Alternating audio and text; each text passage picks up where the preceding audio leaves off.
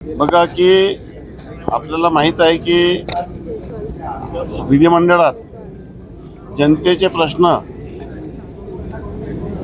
विधिमंडळात मांडण्यापेक्षा विरोधी पक्ष हा आता विरोधी पक्षनेता पदावरून जे की कायदेशीरदृष्ट्या त्याच्यासाठी ते पात्र नाही आहे तरी त्याला ते इश्यू करत आहे। त्याच्यावरून त्यांनी काल चहापानाचा बहिष्कार टाकला आणि चर्चेला आले नाही। एका बाजूने महायुती ही हातात हात घेऊन काम करत आहे, परंतु विरोधी पक्षामध्ये शरद पवार गट, राष्ट्रवादी किंवा उबाठा किंवा काँग्रेस या तिघांमध्ये समन्वयाचा अभाव आहे। जरी त्यांना विरोधी पक्षनेतापद मिळालं असतं तरी तीन पार्टीमध्ये त्याच्यामध्ये एकमत होऊ शकत नाही। तीन पार्टीचा सोडा, एकट्या उबाठामध्ये आपल्याला माहीत आहे की मागे त्यांनी अजय चौधरी यांना गटनेता केला होता।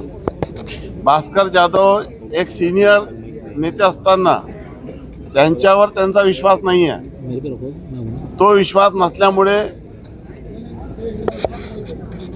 आदित्य ठाकरे, अजय चौधरी किंवा सुनील प्रभू किंवा भास्कर जाधव या नावामध्ये त्यांचंच एकमत होऊ शकत नाही, वस्तुस्थिती आहे। आणि त्यामुळे ही भानगड करण्यापेक्षा जनतेचे प्रश्न त्यांनी विधिमंडळात मांडले पाहिजे, सभागृहात यायला पाहिजे, सरकारचं कुठे चुकत असेल ती चूक लक्षात आणून द्यायला पाहिजे, शेतकऱ्यांचे प्रश्न, सर्वसामान्यांचे प्रश्न विधिमंडळात मांडले पाहिजे आणि विरोधी पक्षनेत्याच्या भानगडीत न पडलेलं त्यांना जास्त योग्य राहील असं माझं म्हणणं आहे।